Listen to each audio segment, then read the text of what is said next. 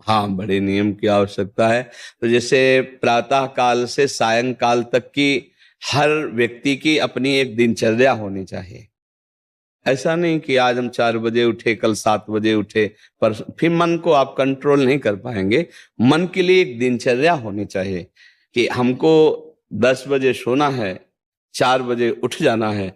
तो फिर 4 से 4:15 नहीं होना चाहिए, 4 बजे उठ जाना, ऐसा नियम बना ले। और उठ करके हमको थोड़ी देर नाम जप करना है, थोड़ी देर हमें वाणी जी का गायन करना है, थोड़ी देर हमें ध्यान, एक अपनी दिनचर्या।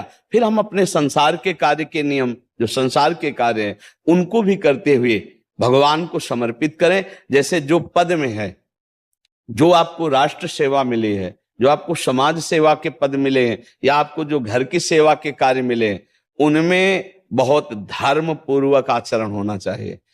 अगर आप अधर्म आचरण करते हैं, अपने पद का दुरुपयोग करते हैं, तो आप सुबह जग करके थोड़ा माला चला लीजिए, फिर भी आपका कल्याण नहीं होगा, क्योंकि आप अपने पद का, अपने सेवा का दुरुपयोग कर रहे हैं। जैसे हम जानते हैं कि अधर्म आचरण है, ये अधर्मी है, हमें पता है दोषी है, और वो हमको कुछ धन दे देता है, और हम उसको मुक्त करवाने की बात सोचते हैं, और जो निर्दोष है उसको फंसा देते हैं।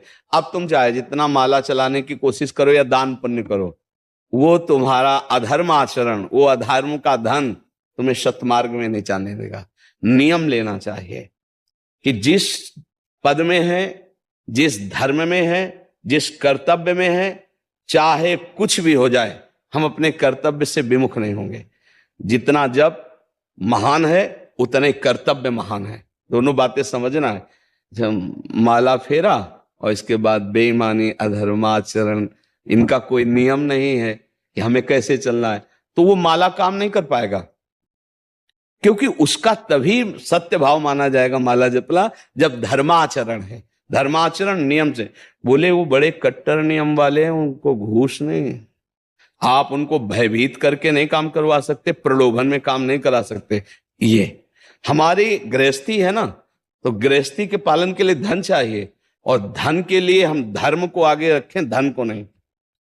धर्म को, हमारा कर्तव्य क्या, प्रायः जैसे पूज्य बाबा ने कहा, आज हमारे देश में बहुत दुर्दशा हो रही है। दुर्दशा हो रही, क्यों? क्योंकि सब अपनी जगह से गलत हो रहे हैं। अगर अपनी जगह हम ठीक रहे तो हमारी दुर्दशा नहीं होगी, हमारा भजन कम होगा, लेकिन हम धर्म से चल रहे हैं तो हम विजयी होंगे। हम भगवान को प्रसन्न कर सकते हैं, क्योंकि हमें जो कार्य मिला है वो भगवान का ही कार्य, सृष्टि भगवान का कार्य। जैसे नए बच्चे कुछ वकालत पढ़ रहे थे, तो यहाँ के प्रश्न किया था कि हम जानते हैं कि वो दोषी नहीं है, हम जानते हैं कि वो दोषी है, पर दोषी हमें पैसा दे रहा है, तो हम वकालत पढ़ी इसीलिए, हम उसको जिताएंगे, तो क्या कोई पाप है? तो उनका खुला पाप है। बोले नहीं, हमारी कोई ऐसा कंपनी दो, ऐसा कुछ बोले कि हमारी कंपनी को ये सिखाया जाता है, तो हमको तो ये करना ही होगा, अगर नहीं करेंगे तो हमारी वकालत का मतलब क्या रहा? तो नहीं, वकालत का मतलब अधर्मी को मुक्त करवाना नहीं है, वकालत का मतलब अधर्मी के सबूत एकत्रित करके उसको दंड दिलवाना है, और धर्मात्मा को मुक्त करवाना है। अब इसके लिए आपके पास अर्थव्यवस्था अगर कमजोर भी है, तो धर्म व्यवस्था आपकी पूरी है। धर्म व्यवस्था ठीक है तो परिवार स्वस्थ रहेगा, सुखी रहेगा, भगवान आप पर प्रसन्न रहेंगे। अच्छा, फिर हमने तर्क रखा कि जैसे आपकी बहन के साथ कोई गलत व्यवहार करे, आपको पता है, और वो आपको 10 लाख रुपया घूस दे, तो क्या आप उसका पक्ष लेंगे? नहीं, तो फिर दूसरी बहन के साथ किया है। अब यहां विचार करना है ना, अपने भाई का अगर कत्ल किए हो, मुझे पता हो कि ये दोषी है, तो क्या हम पैसे से उसको मुक्त करने देंगे? लगेगा कि जान की बाजी लगा देंगे, और तुम्हें हम, ऐसे ही एक गरीब आदमी की किसी ने हत्या की, तो आपका पक्ष बनता है। पर यह ज्ञान कहां मिलेगा? बिना अध्यात्म के ज्ञान तो मिलेगा नहीं। ज्ञान तो इस बात का मिला कि कैसे पैसा कमाया जाए। अच्छा, वो पैसा यदि अधर्म से आया है तो आपकी दुर्दशा कर देगा, आपकी बुद्धि भ्रष्ट कर देगा। तो जो बाबा कह रहे हैं कि आज हमारे समाज की बड़ी दुर्दशा हो रही, उसका कारण यही है कि हमें अध्यात्म का ज्ञान नहीं, हमें धर्म का ज्ञान नहीं, और बड़ी बड़ी गलतियां हो जाती है। बिल्कुल पता है आदमी निर्दोष है, और हम धन के प्रभाव से उसको दंड दे देते हैं। वो दंडा भगवान जब आपको पलट कर देंगे तो आप सह नहीं पाओगे, उसका परिणाम बहुत बुरा होता है। तो इसलिए समाज को चाहिए अपने अपने कर्तव्य का पालन करते हुए एक नियमावली बना ले।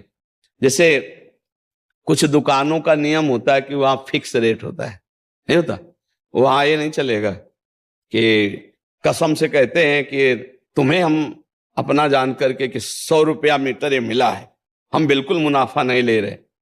नहीं, झूठ क्यों बोल रहे हो? दुकान खोले हो मुनाफा के लिए, झूठ क्यों बोल रहे हो? नहीं लेंगे मुनाफा, हम जितने का लाए हैं उससे मुनाफा लेंगे, पर 120 रुपया मीटर देंगे, कपड़ा बढ़िया है, नाप फिट है, इससे नीचे नहीं उतरेंगे, हमें सफाई देने की जरूरत नहीं है कि हम कसम खाते हैं या ऐसा।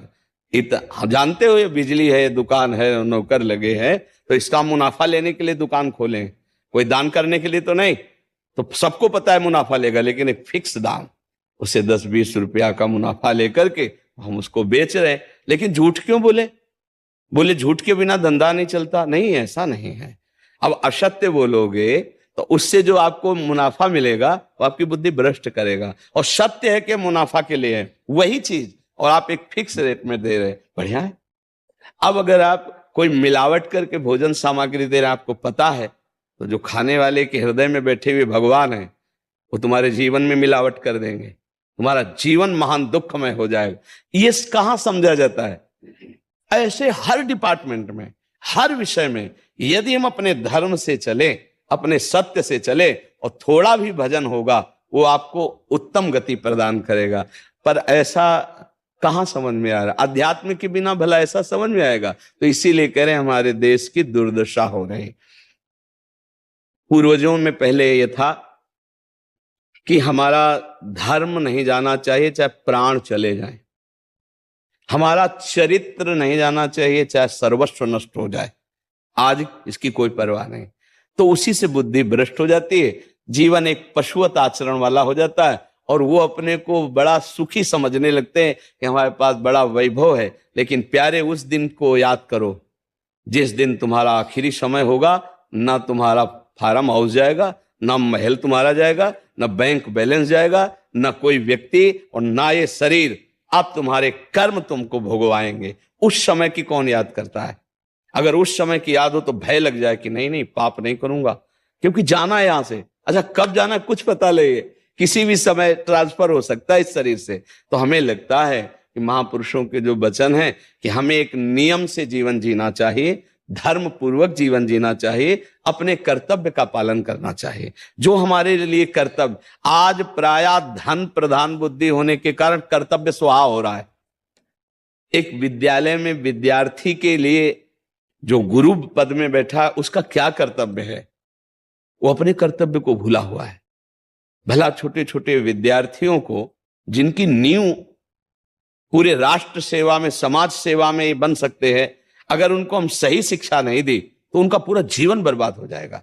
अगर उनको हम गलत सपोर्ट कर दिए तो उनका पूरा जीवन बर्बाद, क्योंकि नया जीवन है।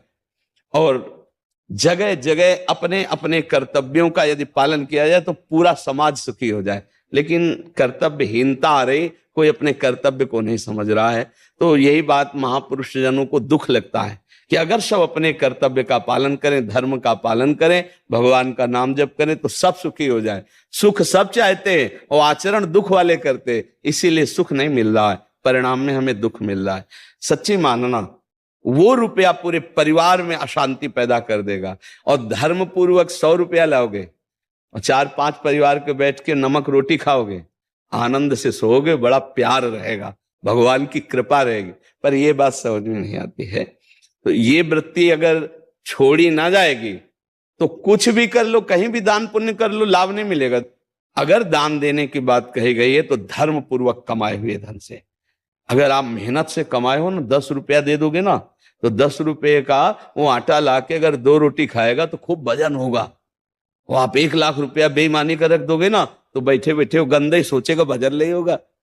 उसका गंदा सोचना और आपका गंदा करना दोनों मिल करके, उसके कारण भी तो आप बने ना, तो आपका ही पतन हो जाएगा। उसको तो भगवान बचा लेंगे क्योंकि भगवान की शरण में है। तो मुझे लगता है अधर्म के धन से कभी किसी को लाभ नहीं मिलता।